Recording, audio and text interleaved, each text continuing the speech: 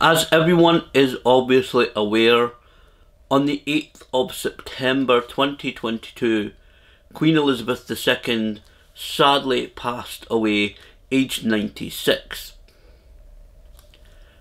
Her passing was very, obviously I said, very sad, but it gave me an unexpected opportunity. And I'm not just talking photographically, but also experience-wise. I am, of course, talking in this video about the cortege, the kind of funeral procession that went from where she passed away, which was the Balmoral estate in Aberdeenshire, down to Edinburgh.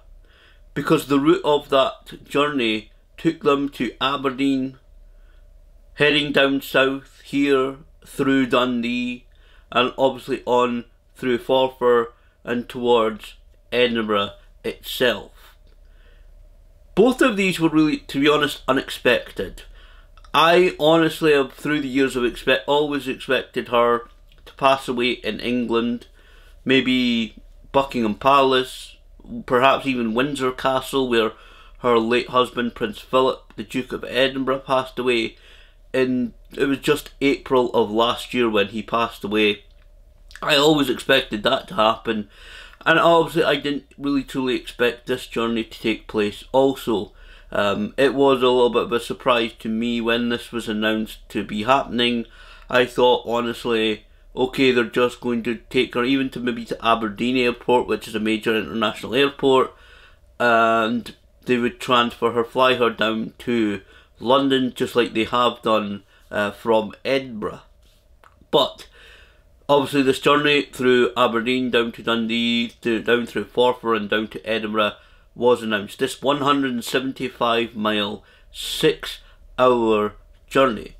And when the route was announced, I knew that I wanted to be there to witness her coffin passing by. I've called this video Photographing the Queen One Last Time because the last time she was actually in Dundee on royal duty, I also photographed her. Nothing official, no job, no paid for thing. I was just one of those that went down on the 6th of July 2016 to Slessor Gardens. It was the Queen and Prince Philip visiting various different locations within the city, and then officially opening Slessor Gardens. I've talked about that before. It's basically a square of land, of grass, right near the city centre. I always kind of call it a part of the city centre, right near the riverside of Dundee, where public events, concerts take place. The public can sit there and admire the flowers, and there's a couple of different miniature gardens there. It's basically just a public kind of mini park area. And so I went down there to see her and Prince Philip, knowing, I can't remember whether it had been officially announced yet, but Prince Philip was retiring from royal duties, and so I went down there and got a few decent pictures. One or two didn't come out the way I was wanting to, but I had just really recently got my Canon DSLR that I was using at that point, so I hadn't quite mastered the settings on it yet, and so a couple of them didn't come out, but I got a few quite decent photos from that occasion. Back to the procession, however, once that route was announced that she would be going along the Kingsway, again I knew I wanted to be there, and it was just, the route was just several minutes from my house, easily within walking distance, and so I knew that I wanted to be there because for this year I have been doing a project to record, especially photographically, to record photos of people and the life in Dundee in 2022. It's been a bit of a personal project that I've been doing. I may carry it on further next year, I don't know. But I wanted to do this. I wanted to be there to capture Her Majesty passing one last time and be here in Dundee one last time. Like I said, I think I said earlier, I was there for about 2 hours in total by the time that she passed, which was just about 2:30 PM by the time she physically passed me where I was standing. I ended up standing near the just before the pedestrian bridge at the Kingsway Circle. We Dundonians call Roundabout Circle. It was a fairly decent place to stand. When I got there, there was only one or two people along that area that was really standing there, waiting there for the procession. The majority of people turned up about an hour before the procession passed by. I thought that would probably be the case, but I wanted to claim a good spot. I didn't want to leave it too late, and then obviously with this occasion being so important, so significant, I thought maybe people will go down there a little bit earlier. And there was a few good people gradually built up until like the huge, maybe a third of the crowd ended up being, maybe two-thirds of the crowd ended up turning up, like I said, about an hour before the procession passed by. I had to use a high shutter speed for this. I'm not going to go into the details of photographing it and stuff, but the procession did pass slightly quicker than I thought that it would. I ended up using 1,250th of a second to take the photos that I did. I watched the start of the procession from Balmoral on the television before I went down to get a spot, so it actually did go quicker than I'd seen it go through the likes of Ballantyre, which is a town quite near Balmoral.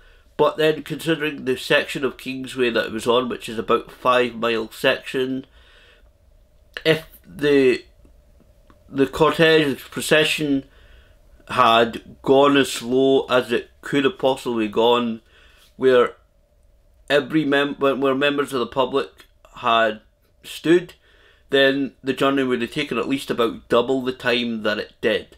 So I kind of understand it going a bit quicker than I would have liked it to have been going, but that's the way that they were doing it.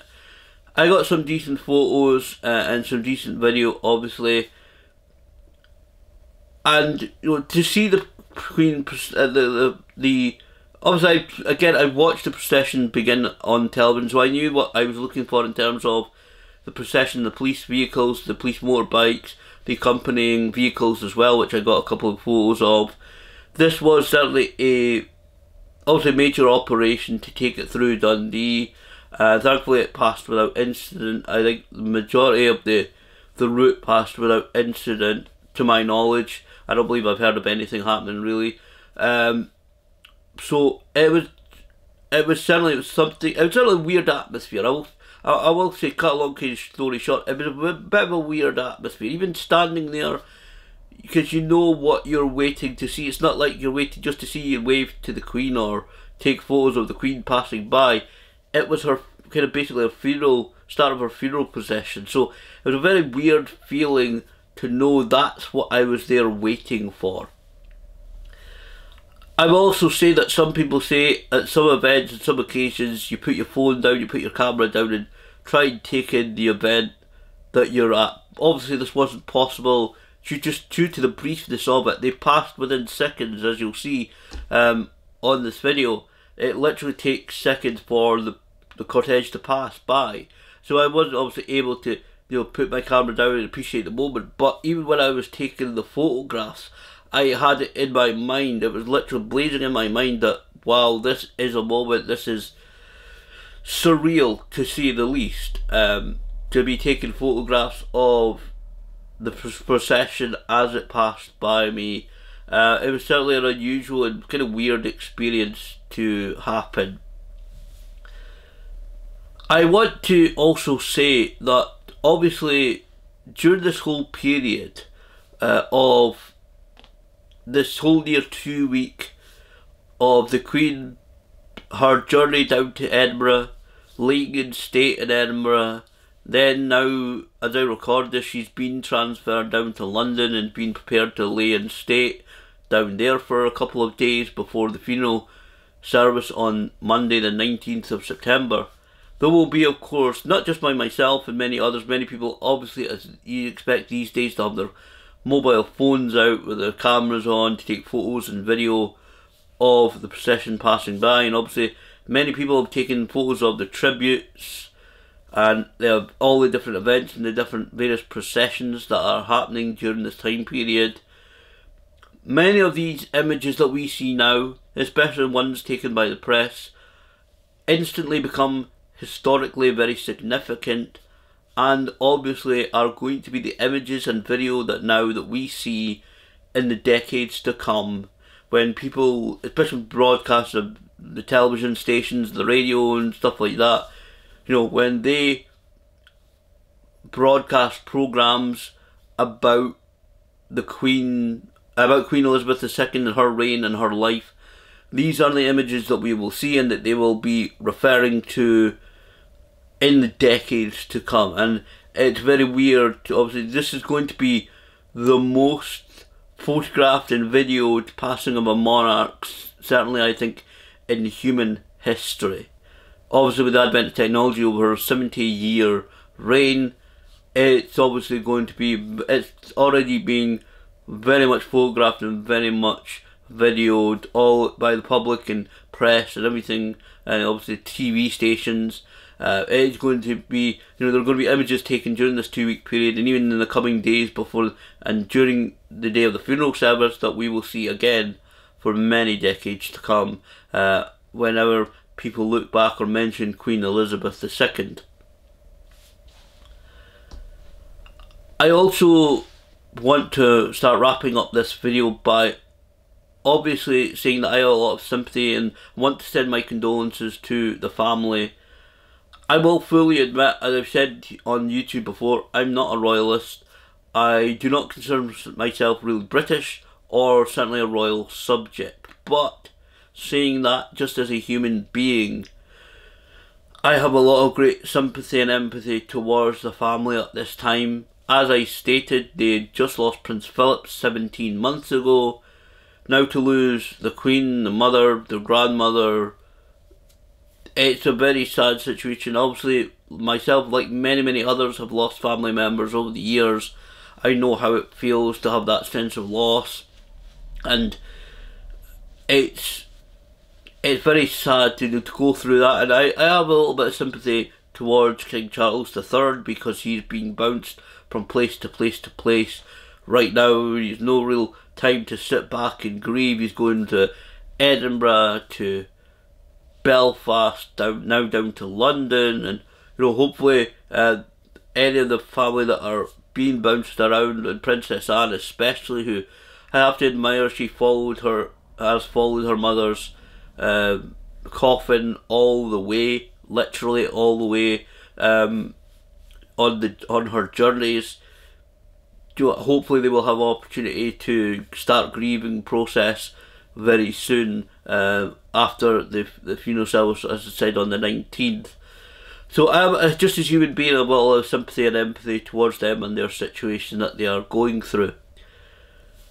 I will say as well, just to wrap this up, it is a little bit of a weird feeling I have right now, looking back last night at the photos, preparing them for this video, looking back at the photos from the 6th of July 2016, when it was the last time that the Queen and Prince Philip were in Dundee on royal duties, and now looking at my photos and video of her procession passing by. Obviously she's now left Scotland for the last time, for her passing, and it's her passing through the city of Dundee, city of discovery, the city of Duke Jam and journalism, for that one last time. It is genuinely all I can say. It is a little bit of a weird feeling to know that I saw her, and I'm not probably the only one, I know that, but it is just a bit of a weird feeling to know that both of the last times that she visited the city of Dundee, I was there and able to witness that.